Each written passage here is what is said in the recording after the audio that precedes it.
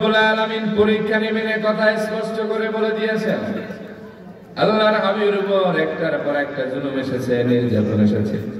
আল্লাহ বলেছেন, হাবিব আসবির কামা সাবারা উলুল আজমি মিনার রাসূল, আপনি সবর করেন দৃঢ় প্রত্যয়ী নবীদের মতো, যেমন ছিল নূহ, যেমন ছিল ইব্রাহিম, যেমন ছিল ঈসা, যেমন ছিল মুসা আলাইহিস সালাম। তাদের উপর যেরকম টর্চার এসেছে, হাবিব আপনিও সবর করেন, আপনাকে একজন প্রোটেকশন দিবেন, তিনি কে?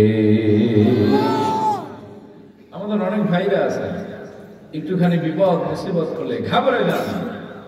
আবার অনেকে এটা বলে, এত নামাজ পড়ি, এত রোজা করি, আল্লাহ কি খালি আমরা দেখে? আল্লাহ এত বিপদ খালি আমরা দেখেন? এরকম আছে না নাই? আপনি ইমানদার, আপনি তো মায়ের কোলে আছেন, আপনি তো বাংলাদেশে সেটা ছিটা ফোটাও দেখেন না। সাহাবীদের উপরে, পূর্ববর্তী নবীদের উপরে, রাসূলদের উপরে ঈমানের কারণে কি নির্যাতন আসতো, আমি আপনাদেরকে বুখারী থেকে একটা হাদিস শোনাই, শুনবেন? ওয়ান খাব্বাব বিন আল-আরাত রাদিয়াল্লাহু আনহু শাকাওনা ইলা রাসূলিল্লাহ সাল্লাল্লাহু আলাইহি ওয়াসাল্লাম ওয়া হুয়া মুতাওয়াসসিদুন বুরদাতান লাহু ফি যিল্লিল কাবা। হযরত খাব্বাব বিন আল-আরাত বলেন, একদিন আমি আল্লাহর হাবিবকে খুঁজতে বের হলাম। আল্লাহর হাবিবকে খুঁজতে গিয়ে দেখি নবীজি কাবা শরীফের ছায়া, তার চাদর মোবারককে বালিশ বানিয়ে আরাম ফরমাচ্ছেন। আমি গিয়ে বললাম আরেকদল সাহাবীদেরকে সাথে নিয়ে, আলা তাদউ লানা আলা তাস্তানসিরু লানা ইয়া রাসূলুল্লাহ, ও আল্লাহর হাবিব আপনি কি আমাদের জন্য দোয়া করবেন না, আল্লাহর কাছে সাহায্য চাইবেন না? আমরা তো ঈমানের কারণে আর ত্যাগ করতে পারছি না। ওরা আমাদের সুমাইয়ার শহীদ করলো, আমাদের খাব্বাবের শহীদ করলো, কবায়েবের শহীদ করলো, আমাদের বেলালকে মেরে রক্তাক্ত করে দিয়েছে। আর তো সহ্য হয় না, নবী একটু ওঠেন, আপনি আমাদের জন্য দোয়া করেন, সাহায্য চান।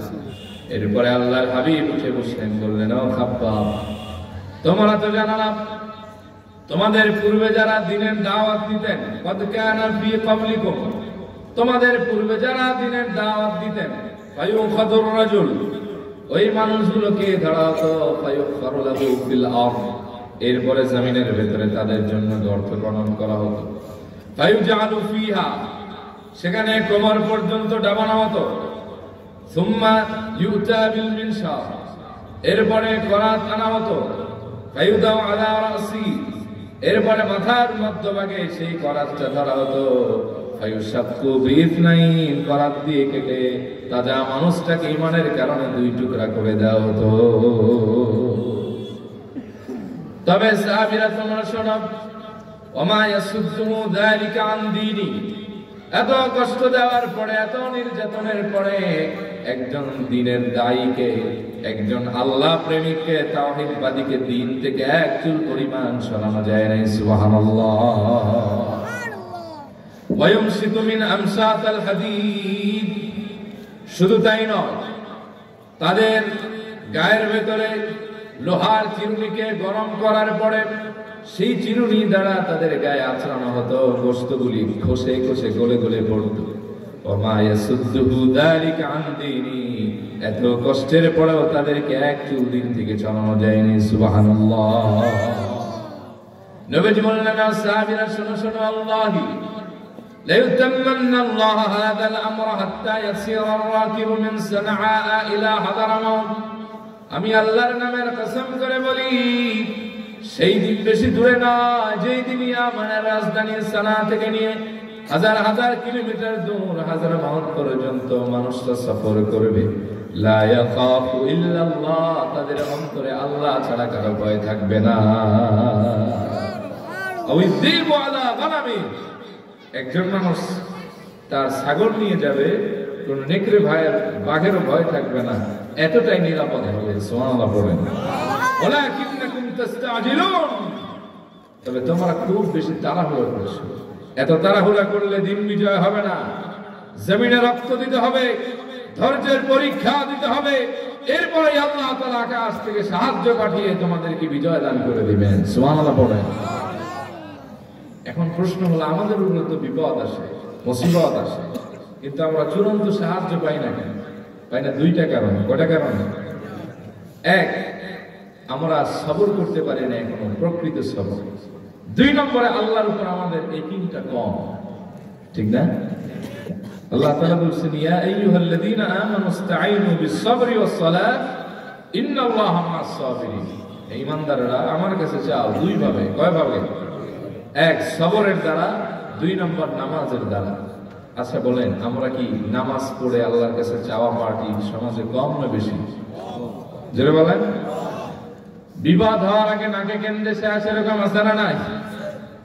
বিবাদ সামান্য হলে আমরা বিচলিত হয়ে যাই, কিন্তু মুমিনের গ্রন্থতে এরকম না। ইন্নামাল মুমিনুনা আল্লাযীনা ইযা যুকিরাল্লাহু ওয়াজিলাত কুলুবুহুম ওয়া ইযা তুলিয়াত আলাইহিম আয়াতুহু যাদাতহুম ঈমানা ওয়া আলা রাব্বিহিম ইয়াতাওয়াক্কালুন। রব্বুল আলামিন বলেন, প্রকৃত ঈমানদার তো তারা যখন আমি আল্লাহকে স্মরণ করে, ওয়াজিলাত কুলুবুহুম, তাদের অন্তরাত্মা আমি আল্লাহর ভয়ে প্রকম্পিত হয়ে যায়। ওয়া ইযা তুলিয়াত আলাইহিম আয়াতুহু যাদাতহুম ঈমানা, তাদের সামনে যখন আমি আল্লাহর কোরআন থেকে শোনানো হয়, তাদের ঈমানটা বেড়ে যায়। ওয়া আলা রাব্বিহিম ইয়াতাওয়াক্কালুন, তারা শুধুমাত্র কেবলমাত্র তাদের রব আল্লাহর উপর ভরসা করে, আর কারো কাছে যায় না, আর কাউকে তারা অভিভাবক বানায় না। আমাদের অভিভাবক একজন, চিল্লায় বলেন তিনি কে? প্রিয় ভাই সব, ঈমানের কারণে পূর্ববর্তী যারা কুরবান করে দিয়েছেন জানমাল, তাদের ভিতরে কোরআনে বর্ণিত হয়েছে সূরাতুল বুরুজের ভিতরে এক দলের কথা, আসহাবুল উখদুদের কথা। শুনছেন? কুতিলা আসহাবুল উখদুদ, আল্লাহ তাআলা বলেছেন। আপনাদের কি কষ্ট হয়েছে ভাই? আমি জানি যে সাধারণত 11টার পরে মানুষ থাকতে চায় না। আমরা 11:30টার ভিতরে ক্লোজ করবো, এতটুকু ধৈর্য কি আপনাদের আছে? কাদের কাদের আছে দেখি তো? আছে? একটা তাকবীর না, তাহলে বোঝা যাবে যে কেমন। আমি একটা তাকবীর দিয়ে আপনারা রিপ্লাই দেন, নারায়ে তাকবীর। আছে? ধৈর্য আছে? আচ্ছা, আপনি আমি ঈমানের কারণে কি ত্যাগ করলাম? আপনি আমি তো মায়ের কোলে এখনো বসে আছি। ঈমানের ত্যাগ পূর্ববর্তীরা কিভাবে করেছেন তাদের বর্ণনা আল্লাহ তাআলা সূরাতুল বুরুজে আসহাবুল উখদুদের কথা বলেছেন, যাদেরকে গর্তের ভেতরে আগুন ধরিয়ে ধরিয়ে নিক্ষেপ করে আগুনে পুড়িয়ে মারা হয়েছিল। কেমন ছিল তাদের ঈমানের পরীক্ষা আমি আপনাদেরকে শোনাতে চাই। শোনার আগে একটা আওয়াজ দেন, আল্লাহু আকবার।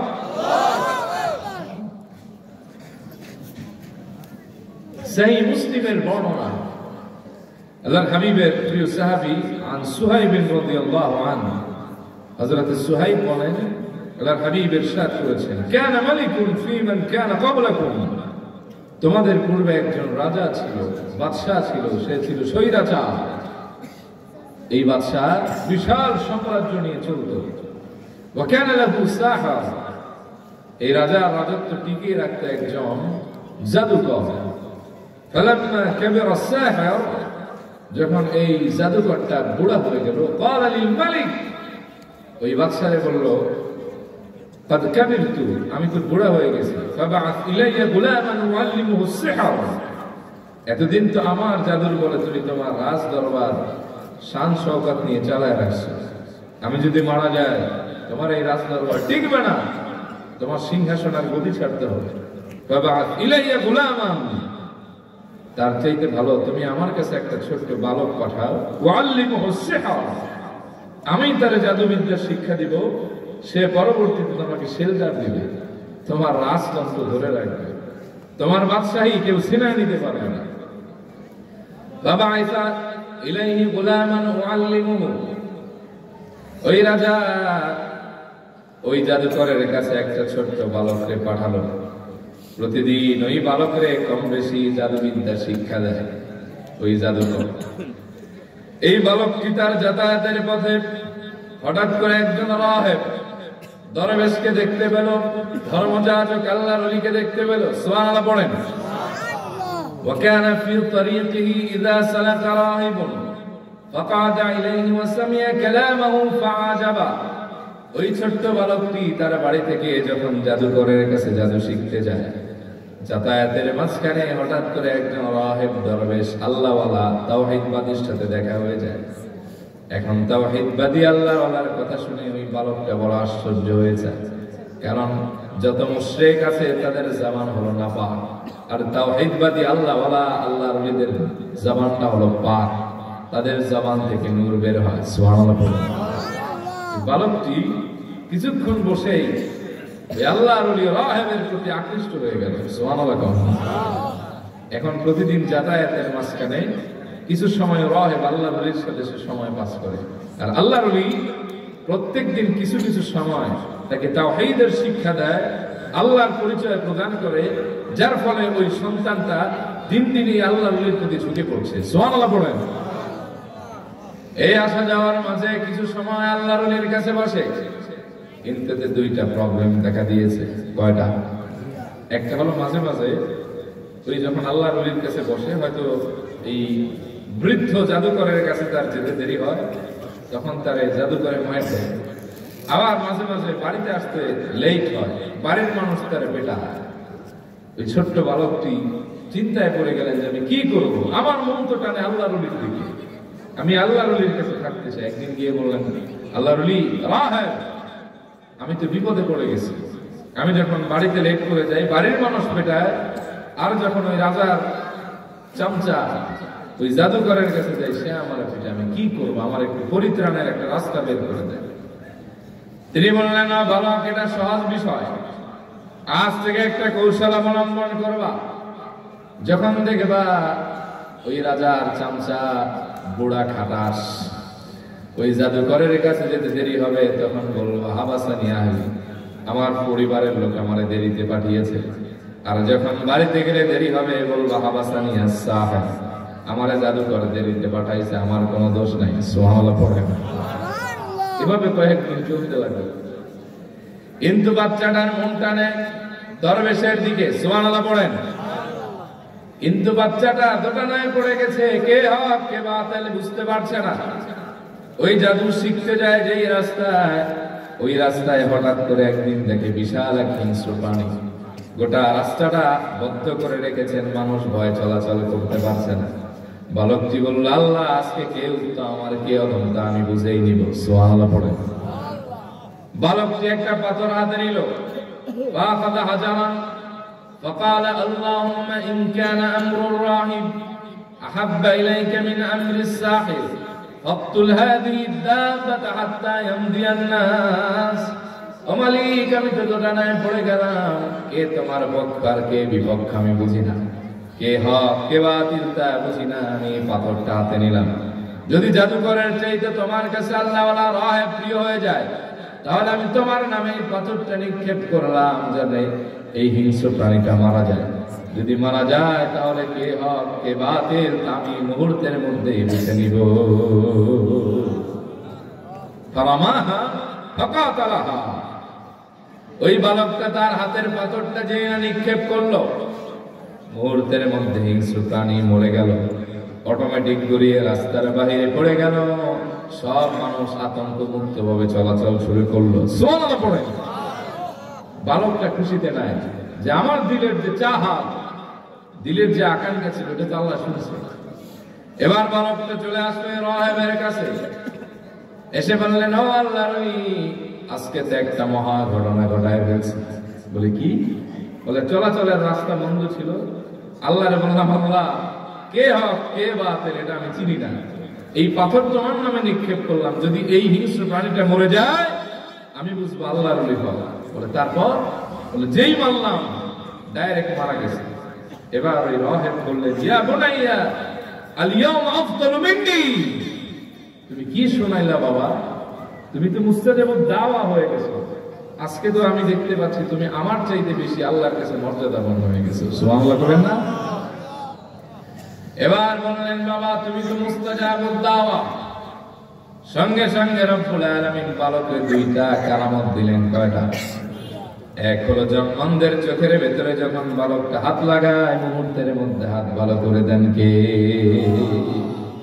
আর একটা, যে কোনো রোগের মানুষের জন্য যদি সে দোয়া করেন, মুহূর্তের মধ্যে আল্লাহ তাআলা সেই রোগ থেকে তার মুক্তি দেয়। এবার ওই রাহেব দরবেশ বললেন, বাবা তোমার উপর ঈমানের পরীক্ষা আসবে, তোমার এমন কি দুনিয়া ছেড়েও যেতে হতে পারে, তুমি কি ঈমানের পরীক্ষা দেওয়ার জন্য প্রস্তুত?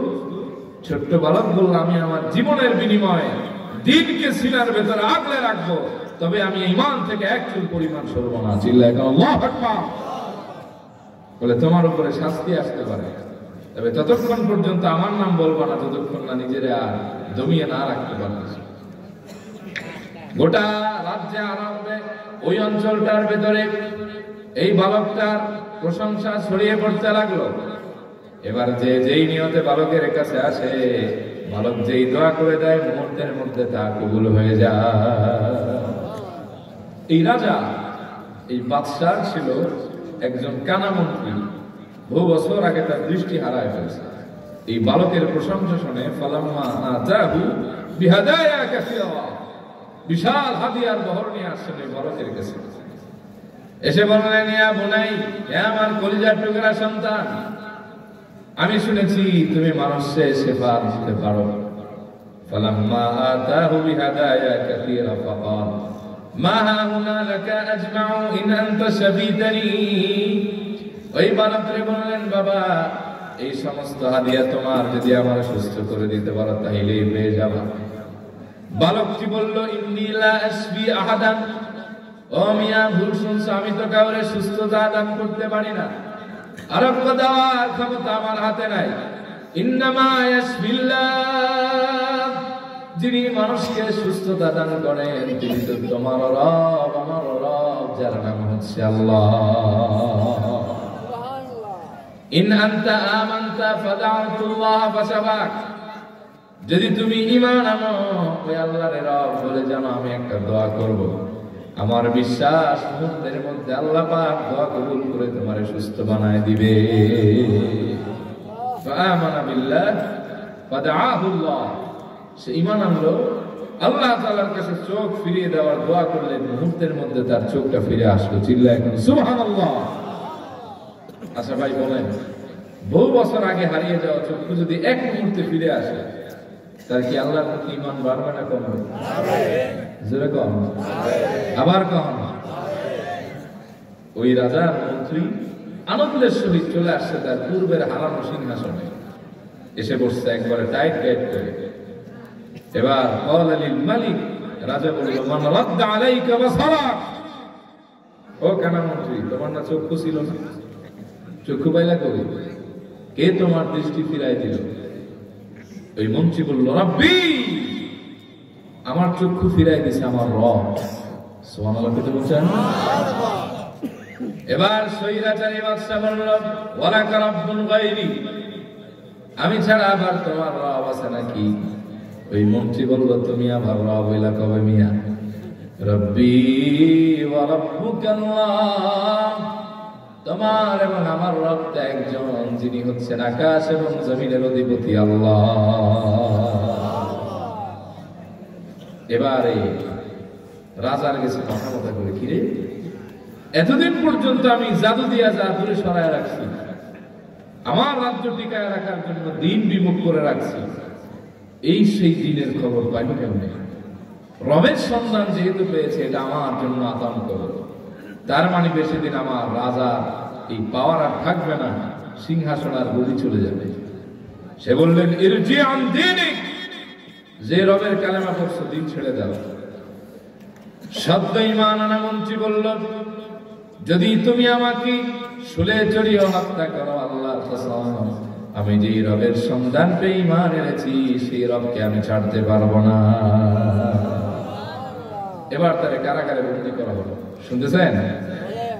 কারাগারে বন্দী করে প্রচন্ড পরিমাণে পানিশমেন্ট দেওয়া হলো। এক পর্যায়ে বলবো যে, তোরে কে এই শিক্ষা দিয়েছেন আর কে তোর চোখ ফিরাই দিয়েছেন, বল। পরে বালকের কথা বল। এবার বালকরে রাজ দরবারে ধরে আনা হলো। বালকরে বলল, বালক, আমি শুনছি তোমার খুব জাদুর পাওয়ার, জাদু দিলে চোখ ভালো হয়ে যায়, যেই জাদু মারো মানুষের সেটাই নাকি কামে লাগে। বালকটি রাগান্বিত সুরে বলল, ইন্নী লা আশফি আহাদান, আমি তো কাউকে সুস্থতা দিতে পারি না। ইন্নামা ইয়াশফিল্লাহ, যিনি সুস্থতা দান করেন তিনি তোমার রব, আমার রব, এই মন্ত্রীর রব, তিনি হচ্ছেন আল্লাহ। এবার তেলে বাগানো চলে করবে কি বাবা, তুই যদি আল্লাহর নাম কস, তুমি এখনো ছোট মানুষ, বিশাল জিন্দিগি তোমার পড়ে আছে। তুমি যদি এখন দিন না ছাড়ো আমি তোমার হত্যা করবো, আর যদি দিন ছাড়ো যা মন চায় তা তুমি পাবা, এবং রাজদারের প্রধান দায়িত্ব তোমার দিয়ে দিবে। দেখবেন আমাদের সমাজেও যারা হকের পক্ষে কথা বলে তাদেরকে নিয়ে বোঝানো হয়, এটা ছেড়ে দাও, কি দরকার আছে, অন্য আলেমদের মতো চলো, যা মন চায় সেটাই পাবা, এটা পাবা ওইটা পাবা, খালি দিন ছাড়ো হক ছাড়ো, এরকম বোঝানোর পার্টি আছে না নাই? কারণ তারা জানে একজন ইমানদারের কাছে এরকম হাজার নেতা ব্যর্থ, ঠিক কিনা বলেন? যেই জমিনে একজন আল্লাহওয়ালা থাকে প্রকৃত, সে গোটা পৃথিবী চেঞ্জ করে দিতে এই বালকের মতো পারে, ঠিক কিনা বলেন? এবার বালকের প্রচন্ড ভাবে মারা হলো। বললেন তুমি তোমার দিন ছেড়ে দাও। বালক বলল আমি আমার দিন ছাড়বো না। দিন যেহেতু ছাড়বে না তাহলে করে এই শিক্ষাটা দিল কে? এবার বালক প্রচন্ড শাস্তির মুখে বললেন আমার একজন দরবেশ আছে আলায়, সে আমার দিন শিক্ষা দিয়েছে। বলে এটার অ্যারেস্ট কর, এটার অ্যারেস্ট করে আনা হবে। এর আর কোনো চান্স দেয় না, বলছে দরবেশ দিন ছেড়ে দাও, যদি বাঁচতে চাও। তুমি হলে নষ্টের, তোমার কারণে পুরো রাজ্যের ভেতরে নৈরাজ্য শুরু হয়ে গেছে। তিনি বললেন না আমি দিন ছাড়বো না। এরপরে একটা ধারণা করা টানা হলো, করারটা দরবেশের মাথায় তাক করা হলো। ওই বালকের সামনে ভয় দেখানোর জন্য তাজা মানুষটাকে করাত দিয়ে দুই টুকরা করা হলো, কিন্তু এক সেকেন্ডের জন্য রাহেব কিংবা বালক দিন থেকে এক চুল পরিমাণ সরেন নাই। সুবহানাল্লাহ, কেমন পরীক্ষা দেখে। এবার বালকরে ভয় দেখার বালক দমল না। বাদশা বলল বালকরে ইরজি আন দীনিক, দিন ছেড়ে দাও। সে বলল আমি দিন ছাড়বো না, তোমার যত যা মন চায় তা করো। এবার বাদশা অর্ডার দিল এই বালককে বিশাল এক পাহাড়ের উপরে নিয়ে যাবে, ঢোল বাদ্যের আয়োজন রাখবা, যদি দিন ছাড়া তো ভালো, না হলে ধাক্কা দিয়ে ফেলে দিবা। যখন সে গড়ে গিয়ে গড়িয়ে জমিনে পড়ে যাবে, সে মারা যাবে, তখন আনন্দের সাথে ঢোল বাজাবা। যেই না পাহাড়ের চূড়ায় বালকরে হাত পা বেঁধে নেওয়া হলো, ধাক্কা দিয়ে ফেলে দিবেন, এর আগে বালক আকাশের দিকে তাকায় আল্লাহর একটা ডাক দিলেন, বললেন আল্লাহুম্মা কফিনিহিম বিমা শিতা, ও আল্লাহ এদের বিরুদ্ধে তুমি আমার পক্ষে যেভাবে ইচ্ছা সেভাবে আমার পক্ষ নিয়ে আমারে বাঁচাও, আমারে সাহায্য করো। সুবহানাল্লাহ। মুহূর্তের ভেতরে পাহাড় ধসে, পাহাড় উল্টিয়ে বাদশার সব সৈন্য মারা যায়, কিন্তু ওই বালকের এক চুল পরিমাণ গোটা দেহের ভেতরে কোনো ক্ষতি হয় না। সুবহানাল্লাহ। বালক হাঁটতে হাঁটতে নির্ভয়ে রাজপ্রাসাদে চলে আসছে। সুবহানাল্লাহ বলবেন না? এবার বাদশা বললেন কিরে তোমার সঙ্গী সাথী রাখবে?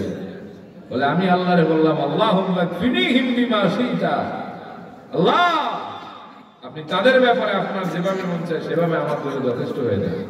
তারপর বলে এমন ভূমিকম্প শুরু হলো, পাহাড় ধসে সব মারা গেছে, আর আমার কিছুই হয় নাই। চিল্লায় সুবহানাল্লাহ। রাজার মন খারাপ হয়ে গেল, সর্বনাশ, কি ঘটনা ঘটাইল।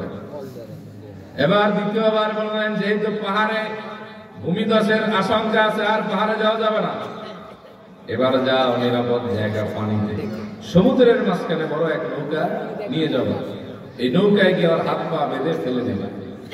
যেই না ফেলে দিবে, এবার বালকটি আকাশের দিকে তাকিয়ে আল্লাহর একটা ডাক দিলেন, আল্লাহুম্মা কফিনিহিম বিমা শিতা, আল্লাহ আপনি তাদের ব্যাপারে আমার জন্য যেভাবে আপনার মন চায় সেভাবে যথেষ্ট হয়ে যায়। মুহূর্তের মধ্যে সমুদ্রের ভিতরে তুফান শুরু হয়ে গেল, নৌকা উল্টে বাদশার সব মারা গেল, কিন্তু বালকটার এক পশম পরিমাণ ক্ষতি হয় নাই। সুবহানাল্লাহ। ওই আল্লাহ সেনা নাই। এবার তীর নিক্ষেপ করতে লাগলো বালকের দিকে, কিন্তু যেই তীর মারে তীর সব লক্ষ্যভ্রষ্ট হয়ে যায়। সুবহানাল্লাহ। বালক বলে দেখেন আমারে তো আপনারা মারতে পারবেন না যতক্ষণ না আমি আমার মারার সিস্টেম নিজে না দেখাই দেব। সুবহানাল্লাহ করতে মন চায় না? রাজা বলল দেখাও। বলে না, আমার একটা শর্ত আছে। কি? একটা শর্ত আছে। কি শর্ত? যে গোটা রাজ্যে আলান করে সব মানুষকে এই রাজ্যের সবচেয়ে বড় একটা মাঠের ভিতরে আনতে হবে, আনার পরে আমার শুলিতে চড়ানো হবে। এরপরে তোমাদের তীর দানি থেকে কয়েকটা তীর মারবা। যখন দেখবা যে একটাও লাগে না, তখন আমি একটা দোয়া বলে দিব। ওই দোয়া বলে আমার তীর দানি থেকে একটা তীর মারবা, আল্লাহর কসম দ্বিতীয় তীর আর তোমার খরচ করতে হবে না, আমার মৃত্যুর কাজ ফয়সালা হয়ে যাবে।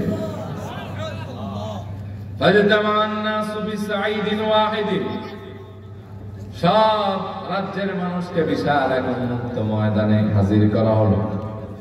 এবার আবার ওই বাদশাহ ছোট্ট বালকরে শরীরে চড়ানো কমপ্লিট করলেন। বাদশার তীরদানি থেকে এক একটা তীর মেরে মেরে লক্ষ্যভ্রষ্ট হয়েছেন, একটাও তীর লাগে না। এবার বালক উচ্চ কণ্ঠে বললেন, বাদশাহ, যদি তুমি আমার তীরদানি থেকে একটা তীর নাও আর এই কথা বলে তীরটা মারো, বিসমিল্লাহির রাব্বিল গোলাম, এই গোলাম এই ছোট্ট বালকের রব আল্লাহর নামে মারলাম, আমি বলতেছি এক তীরের বেশি দ্বিতীয় তীর তোমার খরচ করতে হবে না। বাদশা বলে তাই? বলে হাজার হাজার মানুষ জড় হয়েছে এক জায়গায়। এবার বাদশা তার বালকের তীরদানি থেকে একটা তীর নিলেন, বিসমিল্লাহির রাব্বিল গোলাম বলে ওই বালকের দিকে ছুড়ে মারলেন। প্রথম তীরটা লক্ষ্যভ্রষ্ট না হয়ে বালকের কানের নিচ দিয়ে গেল, এক পাশ থেকে আরেক পাশে বের হয়ে গেল। বালকটি তার কান হাত দিয়ে চেপে ধরলেন। এক মুহূর্তে দুনিয়া থেকে বালকটি বিদায় নিয়ে গেল। হাজার হাজার উপস্থিতি এক বাক্যে বলে উঠল, আমান্না বিরাব্বিল গোলাম, আমরা সবাই বালকের রব আল্লাহর প্রতি এই মুহূর্তে ঈমান এনে নিলাম। মানুষ সবাক হয়ে গেল, আয় হায় এতগুলা তীর মারলো, কাজে লাগলো না। আর যেই বালকের রবের নাম নিল, মুহূর্তের মধ্যে তীর লাগলো। বালক তো সত্যবাদী, তাহলে আমরা এতদিন মিথ্যা দিনের উপরে ছিলাম, আমরাও এই বালকের রবের উপর ঈমান এনে কালেমা পড়ে মুসলমান হয়ে গেলাম। চিল্লায় বলেন সুবহানাল্লাহ। কোন ষড়যন্ত্র দিনকে কখনো দামায় রাখতে পারে না, কারণ দিনের প্রোটেক্টর একজন। চিল্লায় বলেন তিনি কে? এবার বাদশার মাথা খারাপ। বাদশা বলে, হ্যাঁ দিন দমন করতে চাইলাম, কিন্তু ঘটনা তো উল্টে গেল। এবার বললেন, এই জাতিরে তো আর সাইজ করা যাবে না, জায়গায় জায়গায় এখন মনে মনে গর্ত খনন করো। কষ্ট দিচ্ছে আপনাদের? জায়গায় জায়গায় গর্ত খনন করো। গর্ত খনন করার পরে সেখানে দীর্ঘ টাইম ধরে আগুন জ্বালাবে। আগুন জ্বালানোর পরে যাদের দিন ছাড়তে মন না চাইবে তাদেরকে আগুনে পুড়ায় মারবা, আর যারা দিন ছেড়ে দিবে তাদেরকে বাঁচতে দিবা। কিন্তু আল্লাহ তাআলার একত্ববাদের শক্তির পাওয়ার দেখেন, মানুষ হাজার হাজার আগুনে স্বইচ্ছায় পুড়ে পড়েছে, একজন ব্যক্তিও আল্লাহর দ্বীনকে ছেড়ে দেয় না। ঈমানের পরীক্ষা দিতে লাগলো একের পর এক। হাত্তা জাআত ইমরাতুন ওয়া মা'আহা সাবিয়ুন, হঠাৎ করে একজন মহিলা আসলো, এমন তার কোলের ভেতরে ছিল শব্দ যেমন একটা দুধের শিশু। সুবহানাল্লাহ বলেন। কেবল তার নারী ছেড়া বাঁধন পৃথিবীতে এসেছে, এই বাচ্চাকে নিয়ে সে কি করবে, দোটানায় পড়ে গেছে। একবার ভাবতেছে ঝাঁপ দিব কিনা, আর একবার সন্তানের মায়া তাকে কাবু করে ফেলতেছে। মহিলা সিদ্ধান্ত নিতে পারছিলেন না। আল্লাহ রাব্বুল আলামিন সত্য জন্ম নেওয়া বালকের জামানটা খুলে দিয়েছে। ওই দুধের শিশু তার মারে ডাক দিয়ে বলল, ইয়া উম্মাহ ইসবিরি ফাইন্নাকি আলাল হক। ও মা, ভয় পেও না, দুশ্চিন্তার কোনো কারণ নাই। আমাকে নিয়ে ভয় পাচ্ছ কেন? আমাকে নিয়ে তুমি এই উত্তপ্ত আগুনের ভেতরে ঝাঁপ দাও আর সবর করো। তুমি সত্যের উপরে আছো, কিছুক্ষণ পরে তোমার আমার সাথে আল্লাহর জান্নাতে আবার সরাসরি সাক্ষাৎ হয়ে যাবে। ওই মহিলা লাভ দিলেন, আর ওই রাজ দরবার সব আস্তে আস্তে আল্লাহ তাআলা ধ্বংস করে ওই এলাকার ভেতরে এই কয়েকজন মানুষের ঈমানের পরীক্ষার কারণে বিশ্বব্যাপী ওই এলাকার ভিতরে আল্লাহ তাআলা ইসলাম প্রতিষ্ঠা করে দিলেন। সুবহানাল্লাহ বলেন। তাহলে পরীক্ষা কি কঠিন ছিল না সহজ ছিল? জোরে বলেন। কিন্তু তারা পিছপা হয় নাই, তাদের রবের উপরে ঈমান ছিল। কি ছিল? আর আমরা হলাম এমন ইমানদার, ভোটের আগের দিন 500 টাকা পাইলে জাহেলে মুরাক্কাব গায়রে মুফিদরেও স্লোগান দেই, আমার ভাইয়ের চরিত্র ফুলের মতো। কথা কম ঠিক না? ঠিক আছে না? আগামীর নির্বাচনে আমরা গোটা বাংলাদেশ ইসলামপন্থী সৎ মানুষের নেতৃত্ব দেখতে চাই। কে কে চান? এই দেশটি স্বাধীন হয়েছে 50 বছর পেরিয়ে গেছে। এই 50 বছরে আমরা দেখেছি যারাই ক্ষমতায় যায় তাদের দল গুছায়, জনগণ না খেয়ে মরে। ঠিক কিনা বলেন? আমরা এবার একটি জনগণের নির্বাচিত সরকার চাই। ঠিক কিনা? এমন রাষ্ট্রপ্রধান চাই যিনি জনগণকে এতটুকু সিউরিটি দিবেন যে দিনের বেলায় আপনারা যেরকম নিরাপত্তার সাথে চলেন, রাতের অন্ধকারেও আপনারা নিরাপত্তাহীনতায় ভুগবেন না। এমন মানুষ চাই। ঠিক কিনা বলেন? আমরা চাই কোরআনের শাসন। এই দেশে কত দেখলাম, 9 বছরের রাজা তো 10 বছরের সাজা। ঠিক কিনা? আবার কেউ কেউ পালিয়ে যায়, কেউ কেউ বিদেশে অর্থ পাচার করে। আমরা এগুলি চাই না। আমরা চাই কোরআনের নেতৃত্ব, সৎ মানুষের নেতৃত্ব। কে কে চান? হাত তুলে আল্লাহর দেখা। সবাই চান? আল্লাহ কবুল করুক। খাতনা ততদিন পর্যন্ত মুসলমানের ভাগ্য বদলাবে না যতক্ষণ না মুসলমানদের সংবিধান কোরআন না হবে। ঠিক কিনা? আর মনে রাখবেন, পৃথিবীতে সব দেখতেছেন না? সৌদি আরবে কয়টা কোরআনের আইন আছে? 2-4টা। খায়া মরে কি তারা, না খায়া মরি আমরা? না খায়া কি তারা মরে না আমরা মরি? কথা তো কর না, ভয় পান নাকি? আমাদের দেশের মানুষ তাদের দেশে কাজ করতে যায় না, তাদের দেশের লোক আমাদের দেশে আসে। অথচ আমাদের দেশ হলো সেই দেশ পিছদাদার ভিতরে গাছ হয়ে যায়। তাহলে আমাদের দেশের রহমত বরকত বেশি হওয়ার কথা ছিল না? হয় না। কারণ আছে। আমরা এক জায়গায় ভুল করি। আমরা নামাজ রোজার দিন মানি, কিন্তু রাষ্ট্রে যে ইসলাম প্রতিষ্ঠা হওয়া দিনের অংশ, এটা আমরা মানতে চাই না, কারণ আমরা মুনাফিক মুসলমান। ঠিক কিনা বলেন? আগামীতে যদি আল্লাহর কোরআনকে সংসদে বসানোর জন্য জানমাল কোরবান করে এই বালকের মতো শহীদ হতে চায়, শহীদ হতে হয়, কে কে পারবেন? তো হাত তুলে আল্লাহর দেখা। আল্লাহ গুলি কবুল করুক বলে আমিন। বিদায় বেলায় আমি আর একটা হাদিসের অংশ আপনাদেরকে শোনাই, শুনবেন? অনেক সময় আমরা চিন্তা করি, আয় হায়, এই হক কথা কইয়া ইমানের পরীক্ষা দিয়ে কি লাভ? মইরা গেলে তো কি অবস্থাটা হবে? দুনিয়ার আশা করে। ঠিক না? আর সাহাবায়ে কেরাম দুনিয়ার আশা করতেন না, আখিরাতের আশা করতেন। এজন্য মরার পরে আল্লাহ তাআলা তাদেরকে জান্নাতের সর্বোচ্চ মাকাম দিয়ে দিতেন। সুবহানাল্লাহ পড়ে। লাস্ট একটা হাদিস শোনাবো। এতটুকু ধৈর্য আছে আপনাদের?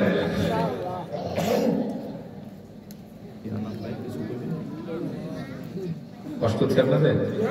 ঘুমান কে কে দেখি? ও মাশাআল্লাহ, একজনও ঘুমায় না। ওইদিন আগে এক মাহফিলে হাত জাগাইতে বললাম, অর্ধেকের বেশি মানুষ ঘুমায় পড়ছে। মানে ডাইরেক্ট ঘুমায় না, এরা হাত জাগাইছে যে তারা ঘুমায়। শুনতেছেন? ইসলামের জন্য পরীক্ষা দিতে হয়। এই পরীক্ষা দিয়েছেন সাহাবায়ে কেরাম, আর পরীক্ষার ফল আল্লাহ তাআলা সঙ্গে সঙ্গে দিয়েছেন। সুবহানাল্লাহ পড়ুন। এরকম একটা হাদিস আমি আপনাদেরকে শোনাচ্ছি। উহুদের ময়দান থেকে খবর আসলো আল্লাহর হাবিব শহীদ হয়েছেন। হানজালা ইবনে আমির আস-সাকাফি রাদিয়াল্লাহু তাআলা, ওই দিন ছিল তার বাসর রাত, ফুলসজ্জার রাত। হানজালা ইবনে আমির আস-সাকাফি স্ত্রীর সাথে একান্ত সম্পর্কে ছিলেন। হঠাৎ করে আল্লাহর হাবিবের শাহাদাতের খবর তার কানের ভেতরে আসতেই তিনি স্ত্রীকে বিছানায় একা ফেলে বীরের মতো দাঁড়ায় গেলেন। সুবহানাল্লাহ পড়েন। হাতের ভেতরে এক তরবারি নিলেন। স্ত্রী বললেন, ও স্বামী, আজকে আপনার সাথে আমার সাথে বিয়ে হলো, কোথায় যাচ্ছেন আমাকে একা রেখে? বলে, আমি শুনতে পেলাম আল্লাহর হাবিব নাকি শহীদ হয়েছে। স্ত্রী এই কথা শোনার মত করে, এই ফুলসজ্জার বিছানাটা আমার জন্য পৃথিবীর সর্বকষ্টের বিছানা হয়ে গেছে। স্ত্রী বললেন, আপনাকে তো নবীজি রুখসাত দিয়েছেন, কেন যান? আমার আর একটু সময় দেন, আপনার একটু প্রাণ ভরে দেখি। হানজালা ইবনে আমির বললেন, তোমাকে আমাকে ভালো করে দেখতে হবে না, যদি তুমি আমার জন্য সবর করতে পারো, আশা রাখি কিয়ামতের দিনে রাসূলুল্লাহর কদম মোবারকের সামনে তোমার আমার সাথে পূর্ণ মিলনী হয়ে যাবে। হানজালা ইবনে আমির খোলা এক তরবারি নিয়ে উহুদের দিকে দৌড়াতে লাগলেন। স্ত্রী পেছন থেকে তার জামা টেনে ধরলেন, বললেন, আর একটু সময় দাঁড়ান, আপনাকে দেখি। বললেন, আমাকে দেখার আর আশা করো না, আমার মন বলে আমি উহুদের ময়দান থেকে শহীদ হয়ে আল্লাহর কাছে চলে যাব, আর আমি ঘরের ভেতরে ফিরবো না। স্ত্রীকে মৃদু আঘাতে ঘরের ভেতরে বন্দী করে তিনি তরবারি নিয়ে ছুটলেন উহুদের প্রান্তরে। পথিমধ্যে কয়েকজন কাফেরকে জাহান্নামে পাঠিয়ে হানজালা ইবনে আমির আস-সাকাফি নিজেও শহীদ হয়ে গেলেন। তার শাহাদাতের খবর তার স্ত্রীর কানে পৌঁছে গেল। তার স্ত্রী পাগল করা হয় উহুদের ময়দানে দৌড়ে আসলেন, নবীজিকে সালাম দিয়ে বললেন, ইয়া রাসূলুল্লাহ ওয়া ইয়া হাবিবাল্লাহ, আমি শুনেছি আমার স্বামী হানজালা ইবনে আমির নাকি শহীদ হয়েছে। ওগো নবীজি, শহীদদের তো কোনো গোসল লাগে না, কিন্তু ওয়াকানা জুনুবান ফিল লাইল, আমার স্বামী গত রাতে অপবিত্র ছিল, ফরজ গোসল তার উপর ওয়াজিব ছিল। আপনি লাশের ভেতর থেকে আমার স্বামীর লাশটা একটু খুঁজে বের করে দেন, আমি নিজ হাতে তারে গোসল করাবো, আপনি নিজে তার জানাজা এবং দাফনের ব্যবস্থাটা করে দিবে। সাহাবীরা হানজালা ইবনে আমির আস-সাকাফির লাশ তন্ন তন্ন করে খুঁজতে লাগলেন। কোথাও হানজালা ইবনে আমির আস-সাকাফির লাশ খুঁজে পাওয়া যাচ্ছে না। নবীজি বললেন, সাহাবীরা রে, হানজালার লাশ তো তোমরা খুঁজলে আর পাবে না। তোমরা তো জানো না হানজালার লাশ তো আর জমিনে নাই। সাহাবীরা, হানজালার লাশ তো আকাশের ফেরেশতারা জমিন এবং আকাশের মধ্যবর্তী জায়গায় তুলে নিয়ে গেছে। সাহাবীরা, আমার হানজালার জন্য রব্বুল আলামিন এই পৃথিবীর সামান্য কূপের পানিকে পছন্দ করেন নাই। قد بصله الملائكة بماء تسنيم, আমার হানজালাকে ফেরেশতারা জান্নাতের পবিত্র নহরের পানি দিয়ে এই মুহূর্তে গোসল করাচ্ছে। এজন্য আমার ভাইরা, দিনের জন্য যদি আপনার হৃদয়টা কাঁদে, পরীক্ষা আসতে পারে, যদি সবর করতে পারেন, আল্লাহ পাক আপনাকে প্রোটেকশন দিবে। মনে রাখবেন, মুমিনের জীবনে হারানোর কিছু নাই, মুমিন বাঁচলে গাজী, মরলে। তবে মুমিন যদি এখন আল্লাহরে ভয় করে, মুমিন যদি এখন আল্লাহর উপরে কিন রাখে, যে কোনো পরিস্থিতিতে আল্লাহ পাক আপনার আমার জন্য যথেষ্ট কি যথেষ্ট না? আল্লাহ বলেন, আলাইসাল্লাহু বিকাফিন আবদা, আমি আল্লাহ কি আমার বান্দার জন্য যথেষ্ট নই? সুবহানাল্লাহ কইতে মন চায় না? এজন্য সাহায্য চাইবেন কার কাছে? নাকি কোনো বাবার কাছে? সব দেনেওয়ালা কে? কেউ যেটা দেয় না দেয় কে? কেউ যেটা শোনে না শোনে কে? আল্লাহ তাআলা আমাদেরকে তাকে ডেকে তার ইবাদত বেশি বেশি করার তৌফিক দান করুক, বলি আমিন। তবে বিদায় বেলা আমি ছোট্ট একটা আমল দিয়ে দিই আপনাদের, এটা বাড়িতে গিয়ে আমল করবেন, পারবেন? বেশি বেশি ইস্তেগফারের আমল করবেন। কিসের আমল? ইস্তেগফার কারে করে জানেননি? অনেকে এটাই জানে না। ইস্তেগফার মানে হচ্ছে ক্ষমা প্রার্থনা করা, আল্লাহর কাছে মাফ চাওয়া, নিজের ছোট বানানো। ইস্তেগফার করলে কি লাভ? আপনি আমি তো ইস্তেগফার করে নেন। নবীজি বলেন, আল্লাহি ওয়াল্লাযী নাফসি বিয়াদিহি ইন্নী লা আস্তাগফিরুল্লাহ ওয়া আতুবু ইলাইহি ফিল ইয়াওমি আকসার মিন 70 মাররা। আল্লাহর নামের কসম যার হাতে আমার প্রাণ, আমি রাসূল প্রত্যেকদিন কমপক্ষে 70 বারের বেশি আল্লাহর কাছে ক্ষমা চাই এবং ইস্তেগফার করি, তাওবা করি। সুবহানাল্লাহ। তাহলে আমাদের কয়বার করা উচিত? ইস্তেগফার বেশি বেশি করবেন। আপনি কেমনে করবেন? আস্তাগফিরুল্লাহ করতে পারেন, বলেন তো একবার। আপনি করতে পারেন রব্বিগফির ওয়ারহাম ওয়া আনতা খায়রুর রাহিমিন। আপনি করতে পারেন আল্লাহুম্মা ইন্নাকা আফুউন তুহিব্বুল আফওয়া ফাআফু আননি। আপনি করতে পারেন রব্বানা যালামনা আনফুসানা ওয়া ইল্লাম তাগফির লানা ওয়া তারহামনা লানাকুনান্না মিনাল খাসিরিন। ইস্তেগফার করলে 5টা লাভ। কয়টা? এক, মান লাজিমাল ইস্তিগফার জাআলাল্লাহু লাহু মিন কুল্লি দিকিন মাখরাজা। যে ব্যক্তি বেশি বেশি ইস্তিগফার করবে আল্লাহ পাক সব বিপদ থেকে তাকে মুক্ত করে দিবেন।